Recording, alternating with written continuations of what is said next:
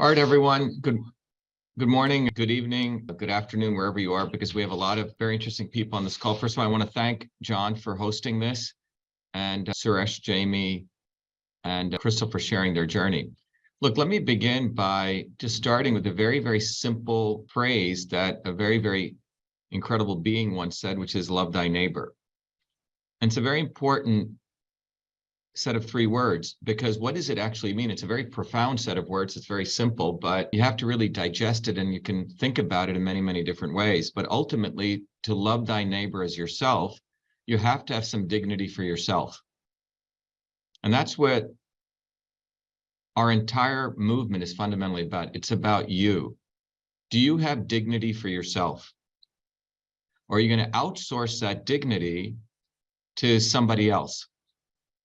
And history shows that when people have dignity for themselves and they interconnect with other people who have dignity for themselves, that's called a bottoms-up movement. That is when incredible, historic, mind-blowing, revolutionary change has always taken place. When you actually love thyself as thy neighbor. It's a very set of profound words. You cannot love someone unless you have a deep sense of self-respect and dignity for you. I also want to let people know that we invite everyone to come to an orientation. Every Thursdays at 11 a.m. and 8 p.m. I host an open house. Lots of great people show up. You have a lot of chance to meet people from all over the world. Every Thursdays we do a open house. Anyone's invited. You can just RSVP at vashiva.com/orientation. We have people all over the world come in, and we discuss how we actually build a movement to end the nonsense that's going on. If you think, oh my God, the world's going to hell, I'm so confused, you'll get very inspired at seeing there's a lot of people who are coming to our movement for truth, freedom, and health. Please join us there. And our movement is part of a long, long movie that has been playing throughout the history of humanity. And it has never existed before. So if you look at where you are today and you see yourself in a movie, we're a very, very small frame. And many of us will be gone at some point in the near future. Some of us will live a little bit longer, but we're part of a long, long arc of humanity, a long arc of human history that dates back many, many millennia. And when you look back and you actually maybe sometimes sit down and meditate or pray, or you take time to look at this, you'll find out that one of the most important aspects of that has been those individuals who had dignity and self-respect for themselves, had courage, and spoke up at the right time and took action at the right time, and spoke the truth at the right time and took action. And that's what this is about. This is not about respecting those people top down who delay truth or who tell you half-truths, because that's when you are basically having no dignity for yourself. It's really about you. Do you love yourself enough? And do you value your life on this earth enough? And do you have the courage to speak the truth, act in concert with other people who want to speak the truth at the right time? If I were to draw a set of 3 boxes on one axis, and I were to say, from the left box, you have people who never tell the truth. You have people who delay telling the truth. And then you have people who tell the truth at the right time. So you have these 3 boxes, okay? And if in another axis, I drew another set of 3 boxes, you would create a grid. And those 3 boxes are when people bottoms up collectively act or do not act to tell the truth, to delay the truth, or the other box, to tell the truth at the right time, bottoms up. Or another option is people come top down, celebrities, top down to either never tell the truth, to delay the truth. Rarely do they ever tell the truth at the right time. You would find a very, very interesting matrix. And what you will discover is the most profound things occur when things occur bottoms up. That first event of people organizing bottoms up and tell the truth at the right time and act on it. The insidious evil that is taking place, and it's occurring every instant right now, and it's accelerating, is that there is a set of forces who know that our movement exists, which is organizing people bottoms up to enliven them, to inspire them to stand up for themselves, and to give them the tools which they've never been given before, because we've been kept in slavery, which is that slavery is ignorance, the ignorance of thinking that there's only one little piece that affects something, not seeing the interconnections among all these things. And our movement, number one, teaches you the science of systems, which has never been taught to people before. The elites learn it. About 10,000 of them learned this science, and that's how they learn to manipulate you. But my background, my journey as growing up in India in a caste system, which I completely reviled, and as a 4-year-old figured out what that entire system was about, studied everything I could get out in politics, and then also grew up in a world where my grandmother was a traditional healer who could heal people using these ancient systems of medicine without any degrees. That led me to a very profound journey to understand politics and medicine. And it took me a period of time through my engineering education at MIT and through my own activism that I was able to integrate these many, many multiple systems and to create an educational program that I just didn't keep for myself or a few people, but I wanted to deliver it to everyday people like Jason, like Suresh, like Crystal. So all of you can have the weaponry to understand how they enslave you. And that is one of the fundamental aspects of the Truth, Freedom, and Health system. The second piece is we had to write books because some people like to read.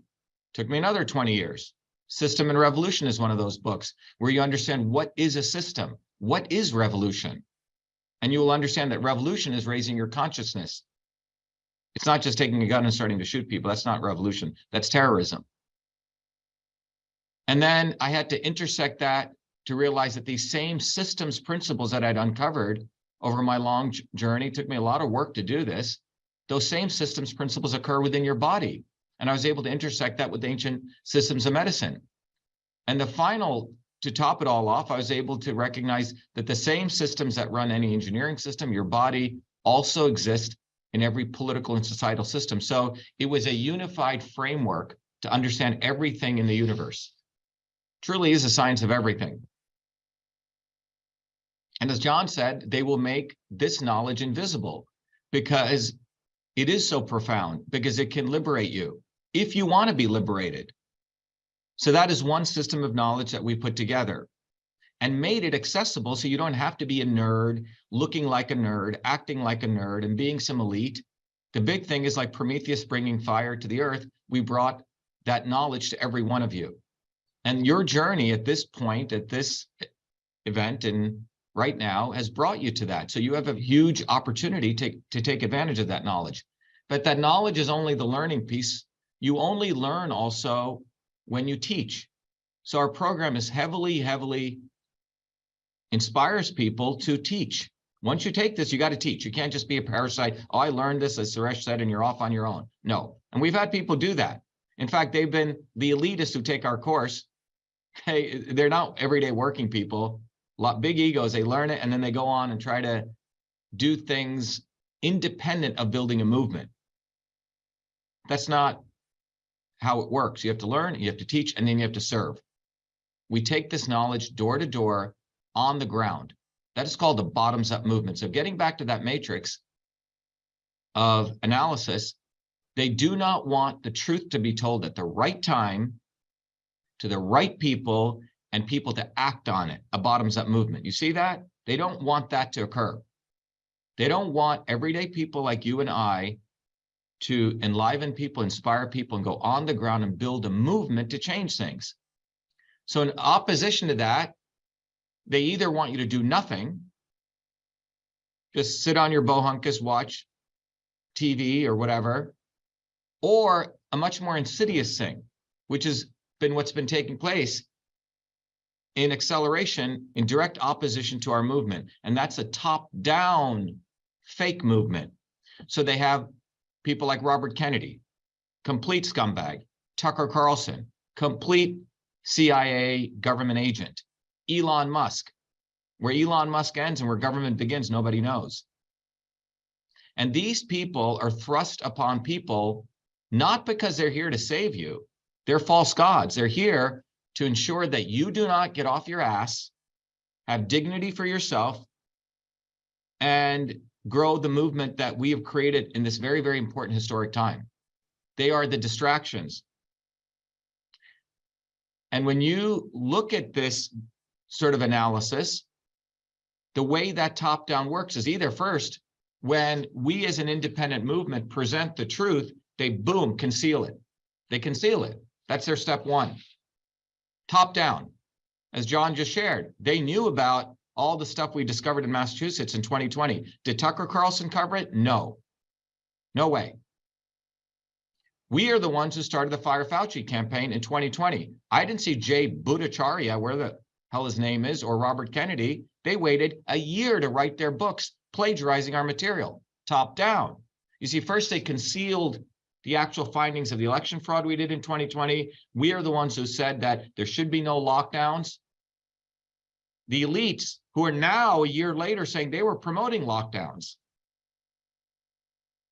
They concealed our entire lawsuit where we expose that the government has an unholy alliance with big tech. Why? Because we're a bottoms-up independent movement. We are not top-down, and that is competition for them, a deadly competition, because it means they cannot control the future. So step one, what they did was they tried to conceal all of our findings because we're an independent movement. We don't pay homage to any one of them, left or right. Second, when we kept sharing our knowledge and going on the ground and building the movement, not just being academics writing books, we actually get on the ground. We've done hundreds of demonstrations, hundreds of mass protests. We've done events to end the mask mandate. It was our movement that ended the mask mandate. Go right to the line of it. It was our movement that really ended the vaccine mandates, not them. And when we started organizing people bottoms up, then they said, holy shit, these guys are getting the eyeballs of hundreds of millions of people. So you know what they did? Then they released the half-truth. They delay the truth 2 years later, and they anoint other, sometimes brown-skinned guys like me, look like me, to try to capture your eyeballs so you then want to sit on your ass and think, oh, Robert Kennedy is going to do something for me. Oh, the Stanford professor, Tucker Carlson is revealing stuff. Bullshit. They waited 2 years. Why? Because had they used their megaphones and said something in 2020, we could have actually changed the world faster. They have no interest in changing the world. Their interest is to enslave you and make you have no dignity for yourself. So you outsource your future and you dignify them. Guess what? They have a serious problem because our movement exists. I mean, we reach people. We get on the ground.